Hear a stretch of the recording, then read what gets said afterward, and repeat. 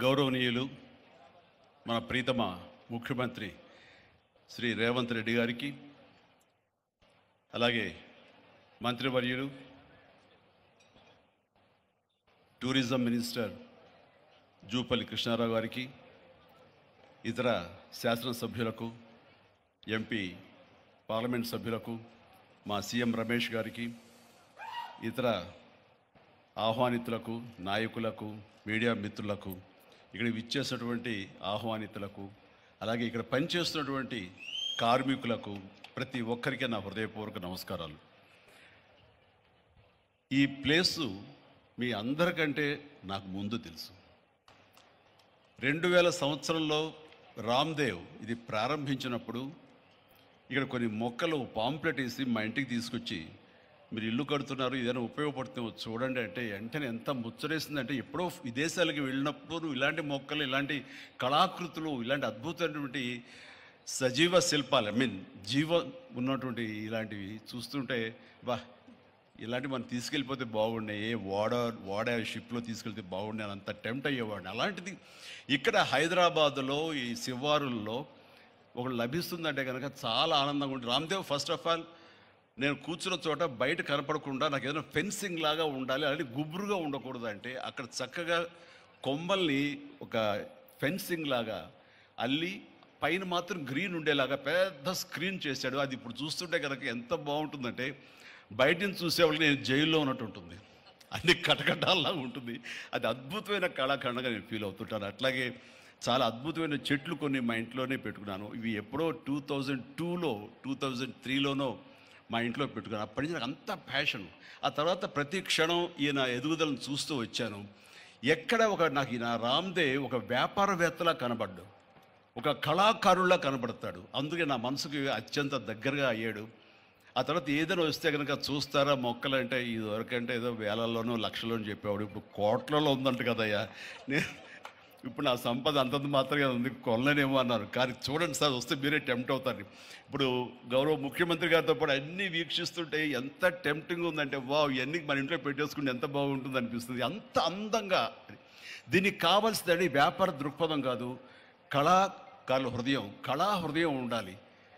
నా మటుకు నేను అతని ఒక కళాకారుడుగాను, ఒక ఆర్టిస్ట్గా చూస్తాను. నేను అంత తపన లేకపోతే, అంత ఇష్టం లేకపోతే సుదీర్ఘకాలం 24-25 ఇయర్స్ పాటు దీని మీద ఎక్స్పెరిమెంట్ చేస్తూ, ఎన్నో చోట్ల రీసెర్చ్ చేస్తూ, ఎక్కడెక్కడ ఏమేమి మొక్కలు దొరుకుతాయి, ఎక్కడెక్కడ ఈ శిలాకృతులు దొరుకుతాయి, ఆ శిలలు ఇక్కడ ఎలా తీసుకురావాలి అని దాని మీద అది దుర్భేద్యం అనుకోకుండా ఇది సాధ్యమే, ఇది మన ప్రాంతం వాళ్ళకి, మన హైదరాబాదుకి, మన స్టేట్కి అందం తీసుకొచ్చేది, మన దేశంలోనే గొప్పగా చెప్పినటువంటి గొప్ప పార్క్ అవుతుందని ఆయన మనసులో మెదిలిన ఆలోచన, ఆయన పడ్డ కష్టం, తీసుకున్న శ్రమ ఈ రోజున ఇక్కడ అద్భుతమైన కళాఖండంగా ఇన్ని ఎకరాల్లో చోటు చేసుకుందంటే కనుక నా భూతో నా భవిష్యత్తు.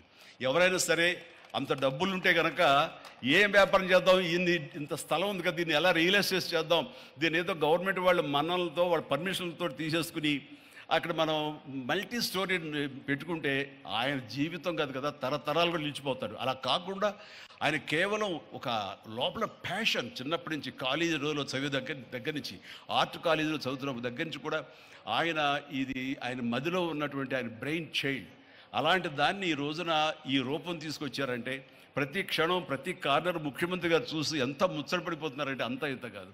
ఎలా చేశారు, ఇది ఎలాగ వచ్చింది, అది ఎలా వచ్చింది అని అడుగుతున్నారు. నేను కొన్ని అడుగుతున్నాను.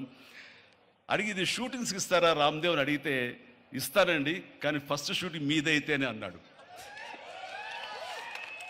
ఇప్పుడు నువ్వు ఆ మాట అన్నావు కదా, ఇప్పుడు కొత్తగా హీరోయిన్ని తీసుకొచ్చి ఆ అమ్మాయితో ఇక్కడ స్టెప్లు వేయాలంటే ఈ ఎండలో ఎలా ఉంటుందేమో తెలియదు, కానీ ఏదో చలికాలం అయినప్పుడు నెక్స్ట్ చలికాలం అయితే చేస్తానయ్యా అన్నాను. ఈలోగా వర్షాలు పడి ఇవన్నీ ఇంకొంచెం పచ్చగా ఉంటాయండి, 1 or 2 years లోపల ఇది అద్భుతంగా ఉంటుంది, కంటికి కనువింపుగా ఉంటుంది చెప్పేసి ఆయన చెప్తుంటే కనుక ఐ కుడ్ ఇమాజిన్.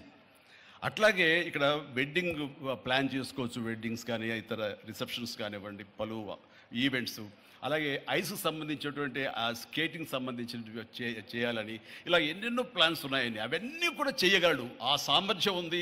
అలాగే ప్రభుత్వం కూడా ఖచ్చితంగా సపోర్ట్ చేస్తారు, అందుకు సమాయుత్తమై ఉన్నారు ఆయన. అందుకనే ఎంతో బిజీగా ఉన్నారు సీఎం గారి. వాళ్ళు చూస్తే కనుక మనుషులు ఇంటి చుట్టూ ఉన్నారు, అవన్నీ అన్ని పక్కకు పెట్టి ప్రోగ్రామ్స్ అన్ని పక్కకు పెట్టి నిన్నటిదాకా ఆయన ఎలక్షన్ క్యాంపెయిన్ ఎక్కడో చేసి వేరే రాష్ట్రాల్లో వచ్చి రామ్దేవ్ మీద ఈ ప్లేస్ మీద ఎంతో ప్రేమ లేకపోతే ఇలాంటి దాన్ని మనం ఎంకరేజ్ చేయాలి అని ఆయన ఉద్దేశం లేకపోతే ఇంత ఓపికగా ఈ ఎండ్లో ఆయన వచ్చేవారు కాదు. ఫస్ట్ ఆఫ్ ఆల్ ఆయన ఇక్కడికి వచ్చి దీన్ని ఎంకరేజ్ చేస్తున్నందుకు వారికి మనస్ఫూర్తిగా అభినందనలు తెలియజేస్తున్నాను ముఖ్యమంత్రి గారికి. ఎందుకంటే అలాంటి వాళ్ళు అనుకుంటేనే, వాళ్ళ కళ్ళలో పడితేనే, వాళ్ళు ఇంప్రెస్ అయితేనే దీనివల్ల ఎంతోమందికి ఉపాధి కలుగుతుంది, ఇది ఎంతోమందికి కనువిందు కలుగుతుంది. మరి ఎంతోమంది ఈ ప్లేస్ని వాళ్ళ ఈవెంట్స్కి ఉపయోగించుకుంటారు. తద్వారా టూరిజం పెరుగుతున్న ఉద్దేశంతో కూడా మన జూపల్లి కృష్ణారావు గారు దీన్ని ఎంకరేజ్ చేయడం కోసం సమాయత్తమై ఉన్నారు. అలా ప్రభుత్వ సహకారాలు దీనికి మెండుగా ఉంటాయని ఆశాభావం వ్యక్తం చేస్తూ, మీరు ఏదైతే కనుక ఊహించారో రామ్దేవ్ అది త్వరలో ఖచ్చితంగా అవుతుంది. ఇవి అద్భుతమైనటువంటి ఒక ల్యాండ్ మార్క్ అవుతుంది, ఒక కళాకృతి అవుతుంది. అది రాష్ట్రానికి వన్ని తీసుకొస్తుంది, హైదరాబాద్కి తలమానికంగా ఉంటుంది. ఒక హైదరాబాద్ ఒక ఇల్లు అనుకుంటే ఇంట్లో ఒక అద్భుతమైన పెయింటింగ్ పెట్టుకుంటే ఎంత బాగుంటుందో ఆ పెయింటింగ్ ఈ రోజున ఈ